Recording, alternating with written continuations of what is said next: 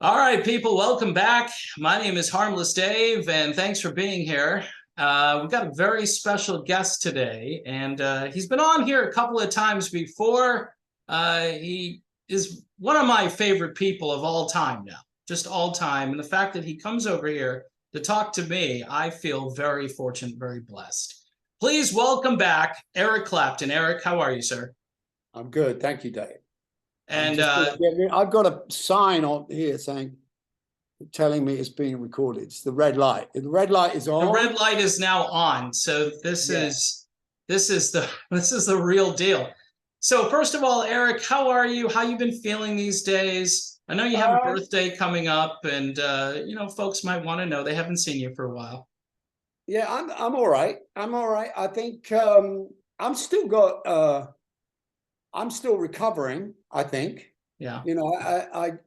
But it's hard to tell with age. It's not that easy to differentiate between just being old or having, some long-lasting symptoms. And I do get out of breath a lot. But I had, a lot of the stuff that I deal with was already there before I had the jab and then got COVID. But it seemed to have been, everything was slightly enhanced, if you know what I mean. And the thing is, by the time I finally got the wild virus, I was sort of recovering from the jab. So it was just as soon as I got clear from that, and it took about 9 months to a year, I got the real thing.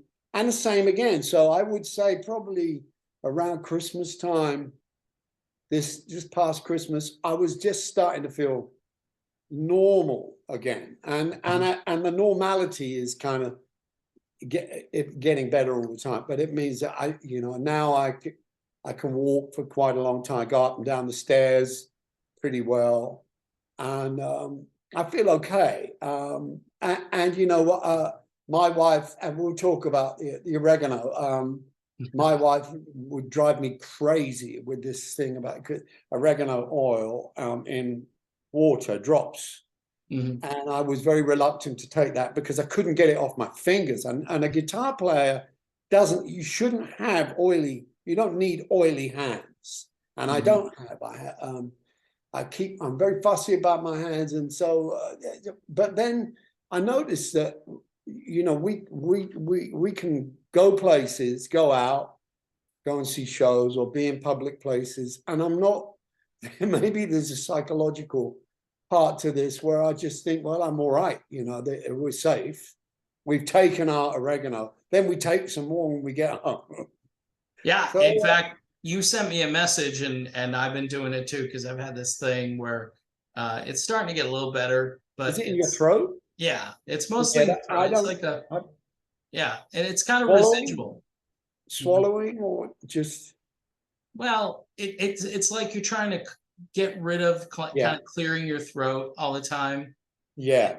My wife seems to think it's like more in the lungs and everything, but it seems to be up in here. And then I can't talk, and hence I might be using the mute button here and there. So just everybody be aware of that. But anyway, enough about me. We need to talk about you. What are you using the mute button for? Say that one more time. What's the mute? Why are you using the mute button? Oh, in case I have to clear my throat a little bit. So it's a trick. Us old DJs. Be real. Come on, Dave. Stay real, man. Just editing your coughs. Editing. You gotta edit off. I mean, people don't want to listen to that. So I think it's very real. What they want to listen to is you. So you're back out there, right? You're going to be doing some concerts pretty soon, from what I understand. Yes. Yeah, I'm going to Tokyo in 2 weeks to play at a really old building in the imperial grounds of the palace in Tokyo. The Imperial Gardens. There's an old kind of military academy there, which has got a fantastic hall, and I've been playing there since 1973, I think. We started going there, and I've been trying to go there for a little, with all the nonsense going on. It's I've had to cancel because they get and I'm trying to be charitable about it because their restrictions were so austere. Mhm. And our keyboard player, my old friend Chris Stainton, has not had the jab because because he actually has health reasons not to. He has some residue from other conditions he had where he can't. He's kind of exempt, Mhm. but they don't. That doesn't work when you're trying to get into a country that's got very strong restrictions. And when we were going to go last year, they said he would have to come on his own for 2 weeks and spend that time in isolation in a hotel room with, just military full on. And he was up for it, but I wasn't. I couldn't let it happen. So now what we're having to do is just a straightforward PCR Yeah. here. Then I'll have a kind of voucher or whatever the thing, Mhm.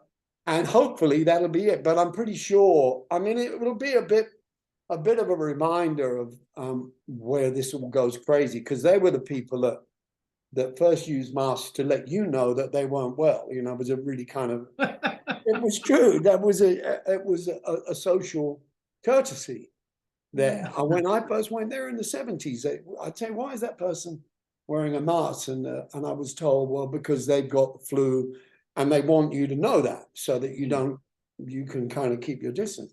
And I thought, well, that's advanced. That's an advanced society, man, really caring and everything. But now, it's not, it's flipped. And, but they're good at that stuff. When it Mhm. comes to discipline, they can go military, and I Yeah. think we're probably going to play to masked audiences, and Mhm. that's but I never look, and I always look at the exit sign. I mean, I don't know if they got them there, but that's Yeah. what my thing is. It kind of You'll meditate. just so you know how you can get out of there if you need to. But That's right. Yeah, yeah. So that's quite a big place to play from what I it understand. takes about 4,000. It's a bit like the Albert Hall. But the vibe is so great. Yeah. And Japan is so great. The food is so great. The people are so great. And I have a very loyal group of friends and followers down there that come to see me all the time. And that's my thing. I like to play, and I've got myself really wound up this year because in the interim, all I did was plan. Hmm. You sit at home and plan, and then the day comes, and you think, what the heck? How are you going to pull this off? Yeah. But Well, it's like good that you're still out there. A lot of people, Eric, were saying last year they were wondering, how come you didn't do the dignified retirement? You're going to be 78, and a lot of people are wondering, hey, you're out there, you're saying things maybe that people don't want to necessarily listen to, but you're still sounding great. And I'm not saying that because I've got you here. I've been saying that all along. I mean, you sound I kind of cut my teeth on the 80s and 90s Eric Clapton music. So for those of you who are a little older than me, who grew up in the 60s and 70s, all of that material is amazing. But for me, I listen to you now and I hear a lot of the same kind of tendencies that you were exploring in the 90s. You put out two very strong singles that I think were probably misunderstood by a whole bunch of people. I Which totally one? got what you were saying in the songs, but I'm saying the tone of the music, the sound of it would have been great for adult contemporary radio stations here in the United States if it were 1997, back in the day when you were getting like Tears in Heaven and some of those songs on the radio, and they would stay there, they wouldn't go anywhere. Now I don't hear as much of your music, just like a lot of other bands and artists that have kind of been focus tested out, like I normally say, or just people have made room for newer material, or I'm not sure what it is, if it's ageism or if it's just people moving on, because it's always happened. You don't hear Chuck Berry on the radio anymore, which is a shame, but It is what it is, I guess. But actually, so in a way, but there's the plus to that is that when you do hear it, it's like a bucket of cold water being. Mm-hmm. If you were to hear Sweet Little 16 now on the radio, it would be, a nice cold shower, Yeah. a wake up call. And I think I get that with movies, I get that with art, I get that with music, that sometimes they have to go back. But I mean, I think from we were talking before the thing, the Oscar movie, some people, the winner, I couldn't watch because I had on my version, I had a sort of sound subtitles like indistinct chatter, sad music, and subtitles above that. So that were changing so fast because the dialogue was so fast. I got tired trying to read the information about the film, let alone watch it. And people saying, "Oh, yes, the TikTok generation." I thought, okay, I think it's the gamers. It's gamers. Yeah. Yeah, that film was made for gamers. Really, it's just. I voted for the Banshees of Inisherin. Did you see that? I didn't. I didn't. Oh I'm not a man, big come movie guy on! these days, but yeah, go ahead. The Banshees of Inisherin. Yeah.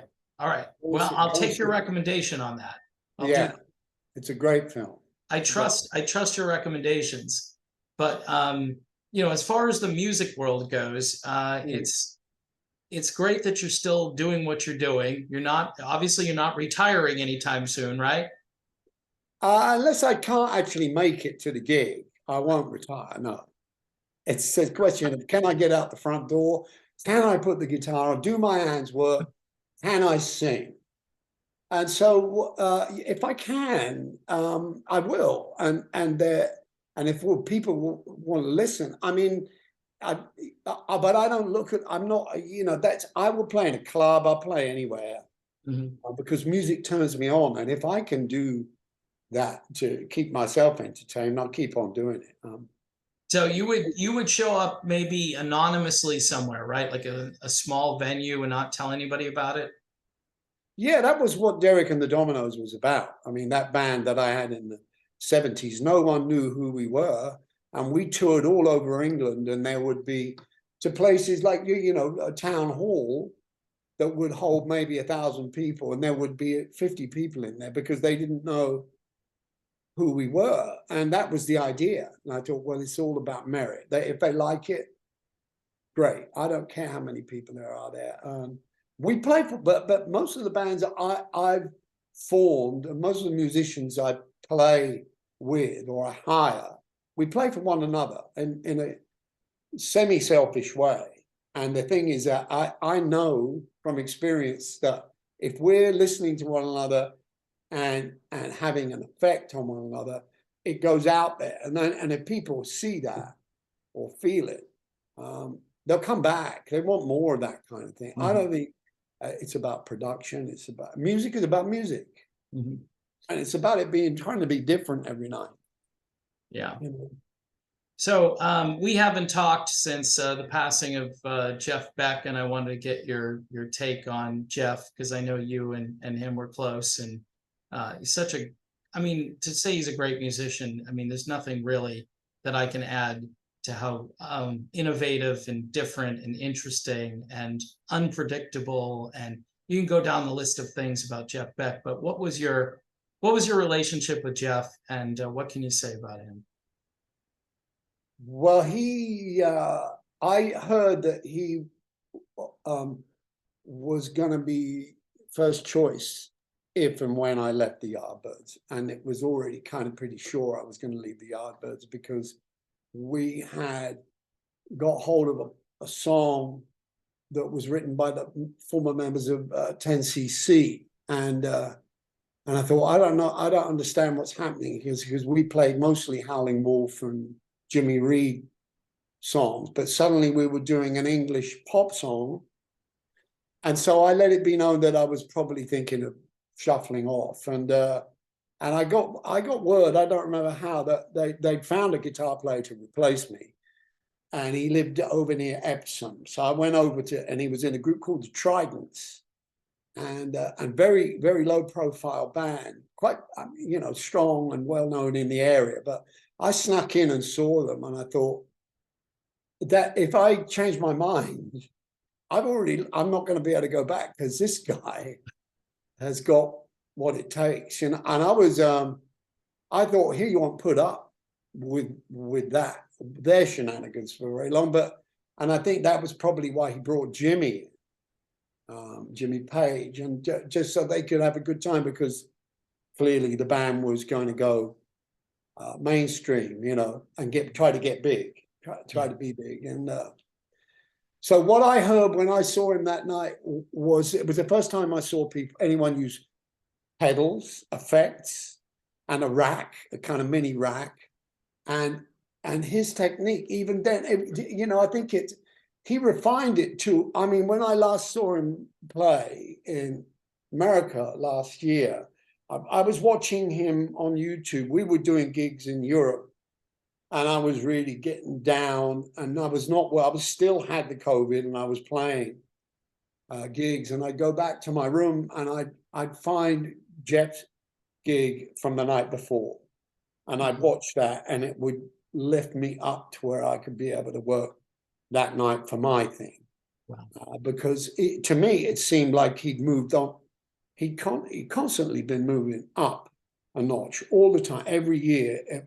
The refinement in his right hand and the independence between the fingers is so phenomenal. I'd never seen anything like it. And it was you use the word unpredictable. It was like if he thought you were getting satisfied with what he was doing, say he was on a sweet melody line, he would push it off a cliff. So when you got to the third beat of the note he was holding and was applying, pulling the volume up and applying the whammy bar, he would then just nosedive it off, so that you could never take him for granted. Yeah. You know, and so he was I didn't know, he was a little bit older than me. You know, he was 78 too, but a little bit older. And I went to see him, you know, when on New Year's Day, our wedding anniversary.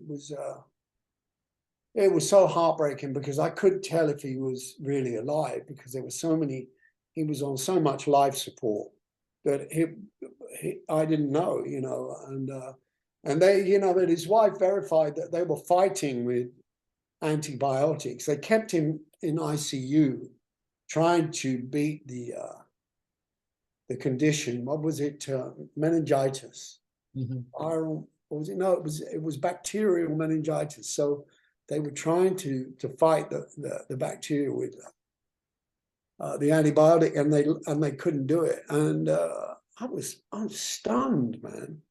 And it's taken me till now, really. So what I did, I've just written something, and I'll open. You know, we went to a whole thing where I've written something I'll play, but we're going to do a tribute show at the Albert Hall.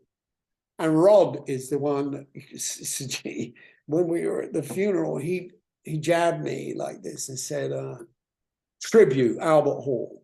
Mm. And then walked off, and I said, okay. So then I spoke to Sandra, and I said, well, what do you think? She said, that would be fantastic. And I thought, well, man, this is, you know, I've already got quite a lot going on. And it's going to be, I think it'll be pretty spectacular. It won't, I think it'll be filmed for archive purposes, but it won't be a commercial venture. Mm-hmm. It'll just be a bunch of us saying thank you. And some people are going to come from America. A lot of guys that I invited as if it was a Crossroads gig, because I thought, well, if you're going to do a tribute to Jeff, you've got to have the best players you can think of to even be able to do the melodies or the concepts that he was doing and pull it off, because you can't imitate him. Mm-mm. So you have to do the best rendition that you can find. And we'll see. This will be in May. Yeah. Um, And tickets, have they gone on sale for that yet, or has it been I announced? think, I think they are on sale. Yeah, I think they are. Yeah.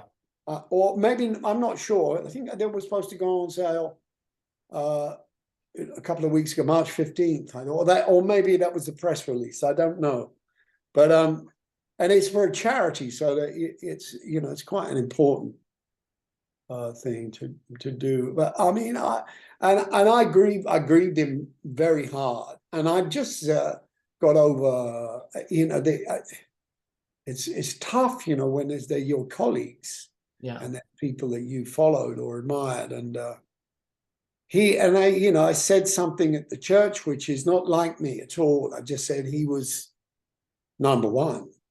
Mhm. You know, I said, you know, this, you people, some of you people in here will understand that what we're doing is very important, you know, and that it's a sort of an understanding between us that we have a responsibility to try and keep people uplifted a little bit in the face of all that they have to deal with on a daily basis with the mainstream news and reality of where they are and what's going on and what could be happening next.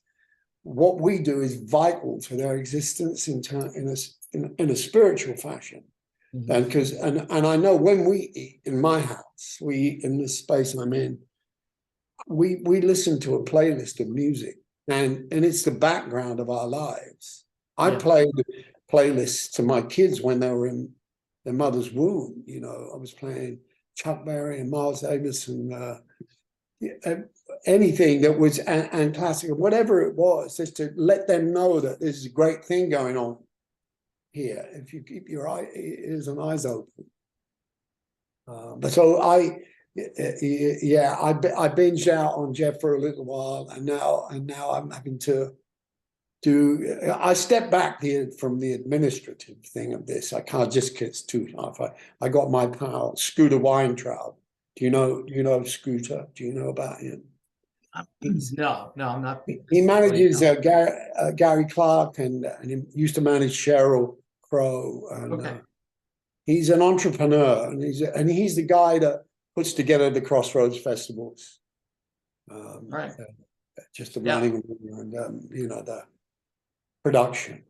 Right. Those festivals too are very important, and I know they're very important to you because Yeah, it's an overcoming moment in your life, and you obviously want to help other people see that as well. yeah.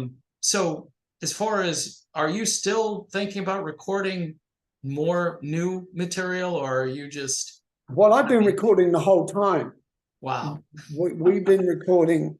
We record online, so I record a part on my phone, then it goes to my pal Simon in France, who creates a rhythm track, then he sends it back to me, then I overdub on that.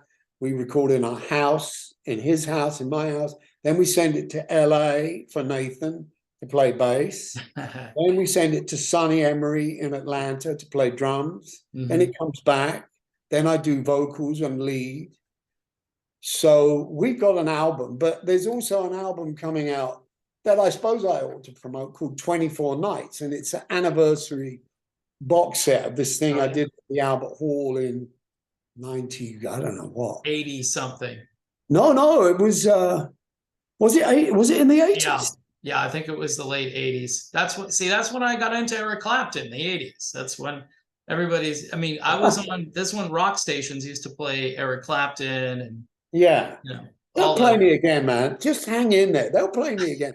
This you know, this new So I stuff is heard good. Forever Man. Where are you going to hear that song? Do they play Forever Man in England at all?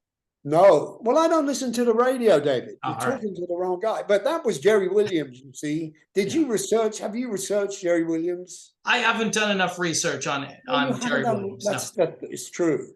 It's Yeah. true. Jerry Williams from Fort Worth wrote Forever Man.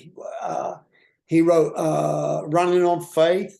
Yeah. He wrote tons of stuff for Bonnie Raitt, for me, and then kind of blew himself up. Oh. He was a self-destruct. Well, I mean, if Bonnie Raitt, she just won a big Grammy award, right? She's still, Did she?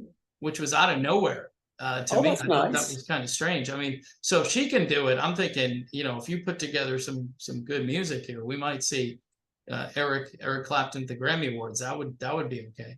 Well, we did this is what probably comes soonest is when we do this tribute for Jeff in May, we recorded Moon River together. We did Oh, it wow. together live years in 2010, but we did it in the studio last year. And it's beautiful, man. It's really Wow. nice. So that you'll hear that. If they don't play that on the radio, then you can't. Yeah, no, you're gonna have to go to Spotify or your YouTube or whatever to hear it. I mean, I mean, everybody could tell you're a guy. You're talking about Miles Davis and classical music, and I mean, this is like at least one generation, maybe two generations removed from, even me. I mean, I appreciate you send me recommendations, and I say, wow, that's good. It's like over my head. I'm just trying to keep the melodic rock It's all alive. in the part, Dave. It's all there's a lot back there. You've got to, Yeah. but you Oh know yeah. that.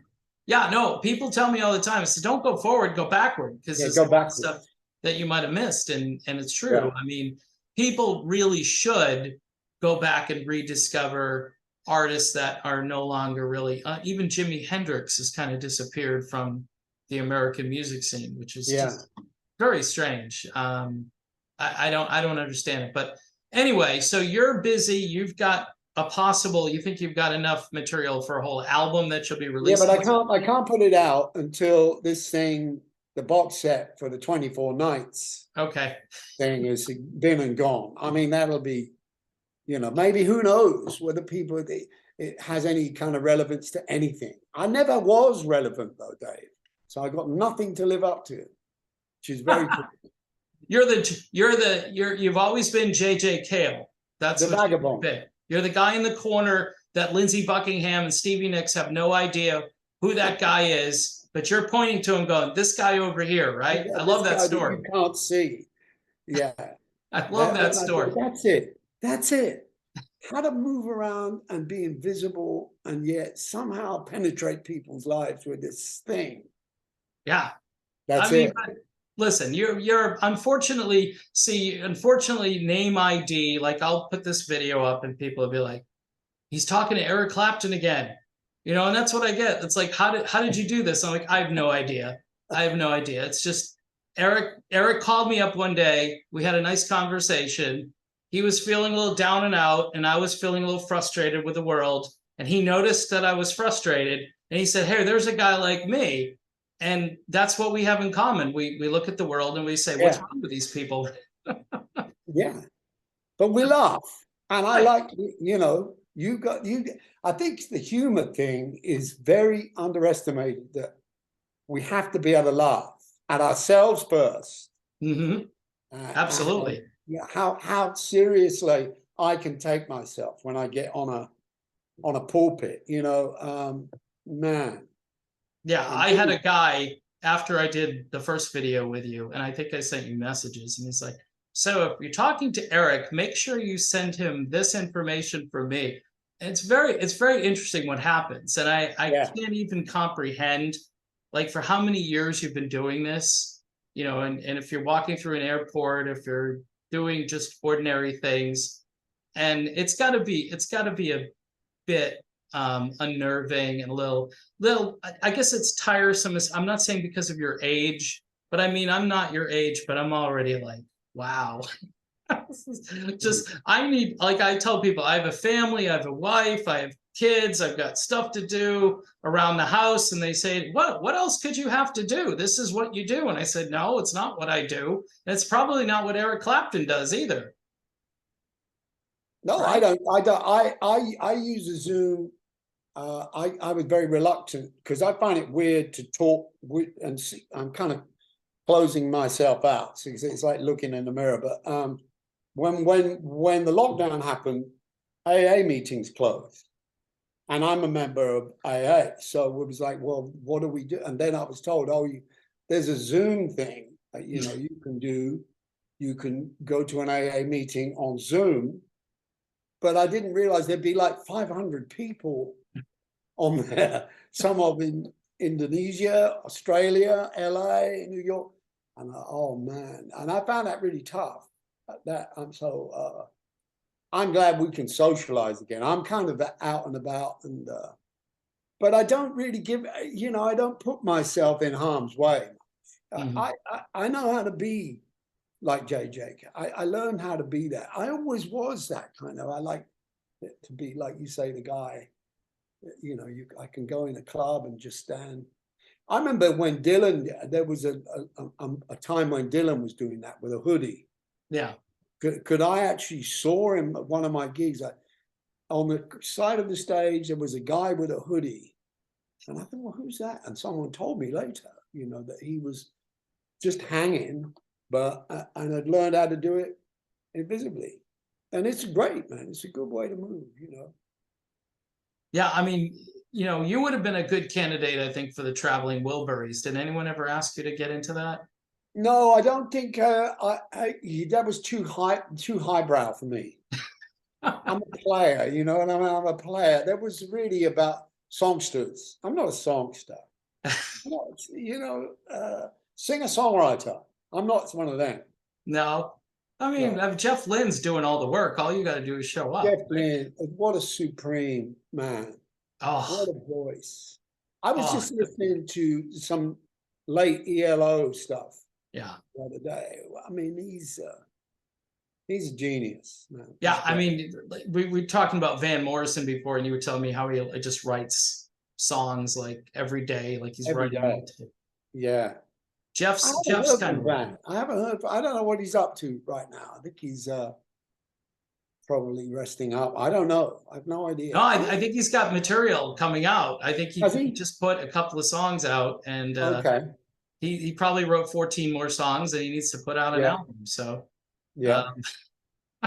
He's very productive, and he's not slowed down. And it's funny because I had this conversation with somebody, like, how did Van Morrison and Eric Clapton become like the real muscular heroes of the rock world? Like getting out there and telling the government or whoever that, hey, we'd like to just do what we've always done, and could you guys just back away and leave us alone?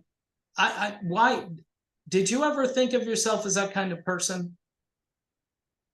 Yeah, I think I did. I think I grew up like that, though, being I didn't fit. Well, that the word narrative goes back all the way to when I was at school. That I didn't follow the narrative. I didn't play sports. I didn't want to be an insurance salesman. You know what I mean? I didn't know what I wanted to do, but I didn't want to do what everyone else said I ought to be doing. So I'm naturally going to be anti-government. I think the most exciting thing actually on that subject is Bobby Kennedy Jr. is going to run. That, don't you? Yeah, I've heard that. Nobody here in the American media is talking about that. All they talk about is Trump versus DeSantis, or if Joe Biden is too old to run for president again. But I did hear that, and that would, I think, be a game changer for a lot of people. I worry that his communication skills, as you know, but he's a great man. Well, what's the trick to that is you have to listen. Yeah. See, that's the catch, and it's instead of it being a disadvantage, it works because you think, what's he saying? Then you have to kind of, and when I talked to him briefly, but really wonderfully, I realized that I had to do something with my brain to really, really tune in. It's like learning another language, because once you get the way it works, it's done and dusted. It's easy. Yeah, I have his it's book. Hard work. Yeah, his book is over here somewhere. It's out of my shot here, but that is a deep dive into what happened 2000 and he's relentless. 20.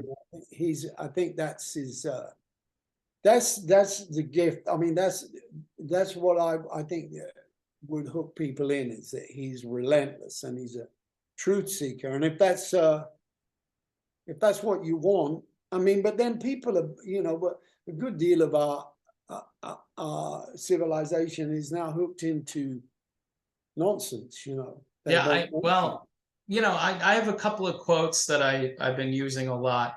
Frank Zappa said that politics is the entertainment division of the military-industrial complex, and George Carlin said it's a big club and you ain't in it. Yeah. Right? So those two guys I take a lot from. They're brilliant. Both of them were fairly brilliant. Frank Zappa was kind of strange, but do you ever hang around with Frank Zappa? Yeah.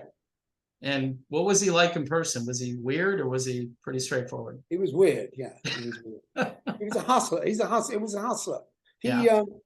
When I went there, we went to New York with Cream, and I knew that was one of the. I had a kind of a wish list for New York. I had to get to Hoffman's, which sold, or Kaufman's, downtown, which sold cowboy gear.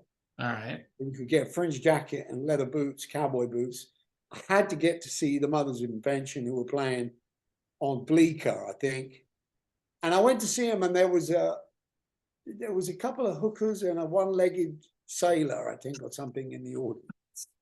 And they ran riot. And he invited me back to his house, and he had a kind of a 2-track tape recorder, just an Akai or something like that. And he said, "So play me some licks." Yeah. And he recorded me playing, just said, "Play some of your blues licks." I thought, what the fuck is? And I went along with it because I thought, well, I'll show him, I'll show him what I can do.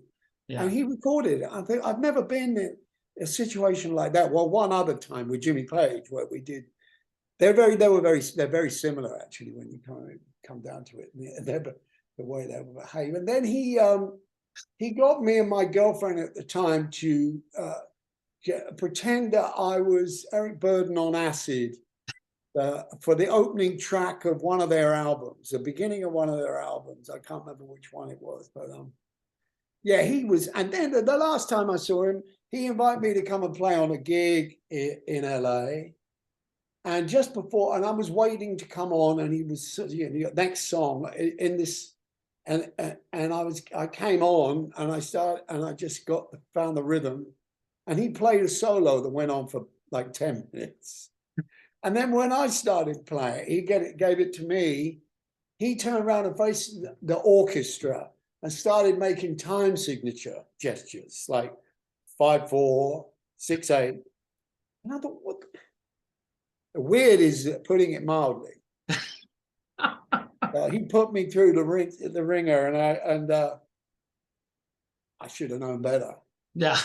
Well, I mean, he was pretty interesting. You'd obviously say was a pretty talented. It's very difficult. Some people, it's very difficult to know where the sarcasm is. Oh, okay. I think he was a sarcastic guy. He was a cynic, and I was invited to go to his house in LA to a party, and when I got there, he was at the front door with a jack, and said, "Come on, where's the guitar?" So, well, wait a minute, so yeah, I don't know. I mean, I loved the band as much as the compositions and him. They were great people. It was a great band. Yeah, very, very different. I mean, you've got to certainly have you kind of got to be in the Frank Zappa frame of mind, I think, to really.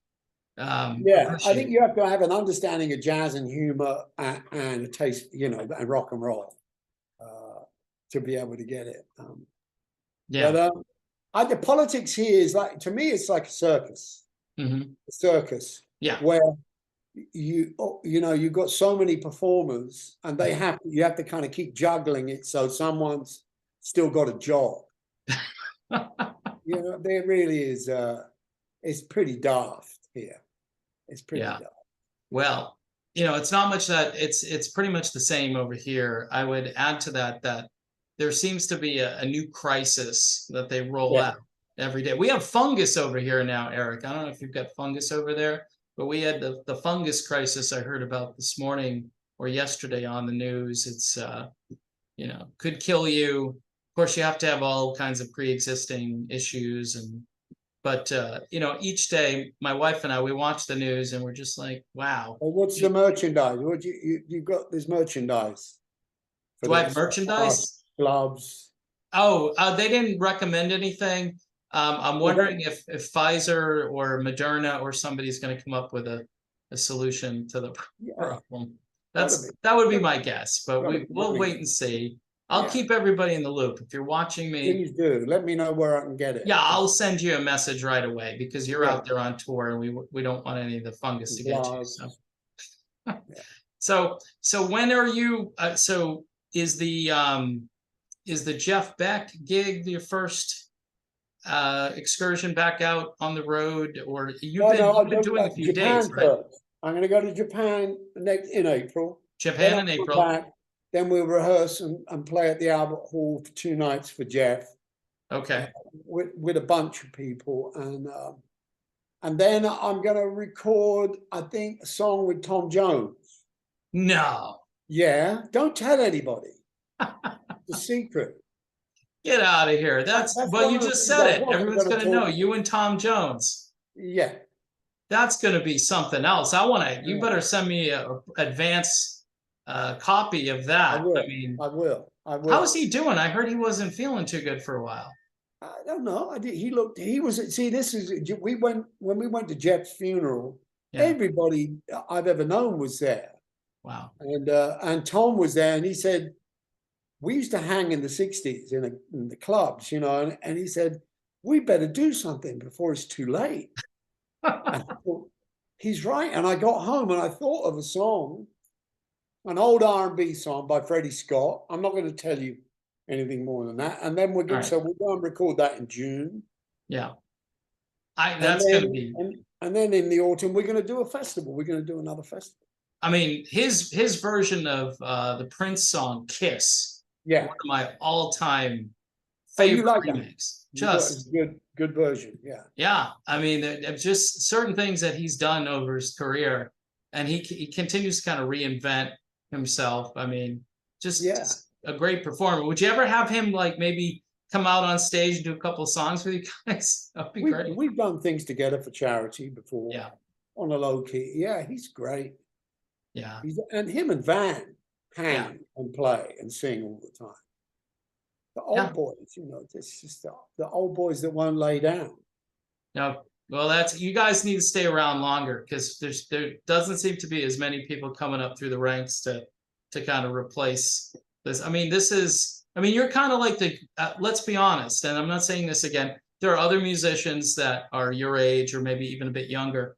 I mean, this is the greatest generation. I mean, these are the pioneers, and these are people who invented the sport, the genre, and all of us should be paying attention to what they're doing, whether it's Van Morrison, Eric Clapton, Tom Jones, whoever else. All we ever wanted you to do was to listen to the blues, really. Yeah, well, the blues, I got to tell you, I mean, there's so much, and there is a lot. So you have to, get working on it. So yeah, and I bought this Otis Rush, Otis Spann, Buddy Guy. Yeah. Buddy Guy. I mean, still there. There are a couple of bands from the UK I've been listening to. This band called the Big Wolf Band. They sent me. I don't know. Okay. Yeah, they're from the UK. So I said okay because I know Eric Clapton. He's over there. And then I bought this album last year. I think it was. It's pretty good. I mean, you seem a little subdued because you're locked in a cathedral. Yeah. But there's a lady supposedly up in the balcony. I mean, it was her that made it all work. Yeah, it was good. I think people should go listen to it. They should definitely. It's not as good as you out there on the road. Is Paul Carrick still in your band? Occasionally, but he has his own tour to do. Yeah, so he's doing like a swing thing. I heard him. He's trying to be like Brian Setzer. I think it's pretty cool. Oh, really? Yeah. Oh, okay. That's cool. He's, Yeah. I'll say, I'm giving you, like, you're Yeah, giving me I info. didn't know. I'm giving, I didn't know. You mean like a rockabilly thing? yeah, very like swing, very swing. Yeah. It's, Okay, I'll find out. I'll check it out. He's not yeah, because that's he's not coming to Japan because he's doing maybe that's what he's doing. yeah, no, he's really consistently good. I Yeah, mean, he it's a puts great out thing. material. He's kind of like Van Morrison with the way he comes out material, and it's all mostly original stuff, and it's Yeah. just, again, because we're living in the times we're living in, a lot of people don't get to hear that. All right, Eric, I'm gonna let you go, buddy. Thank you. It's dinner time here. Anything you want to say, Um, any words of encouragement for the world, for the music world, for everybody out there? I think we've said it. We think we've said it all. We said most of it before you pushed the record button, unfortunately. You thought, yeah, I know. We were just chatting, and Eric said to me, "So this isn't real? This isn't live?" I'm like, "No, I didn't hit record yet." So, You haven't coughed once either. You have where's all this coughing? well, I hit the mute button. See, it's strategic. Had you you mean you did cough during Oh, this? while clearing the throat. Yes, I mean, I can Wow. hit the mute button, and you're not even gonna know. I didn't know. Very good, man. You're a Yeah, pro. very good. I'm You're a very high pro. tech. I'm so high tech that everybody says, "What's wrong with your microphone? You sound like you're in a tin can." So, um, it's my technology here. I used to do videos in the backyard. Now this is about as good as I can get. But I've got Eric. So Eric, thank you so much for being here, sir. I'll see you soon, man. Stay in touch.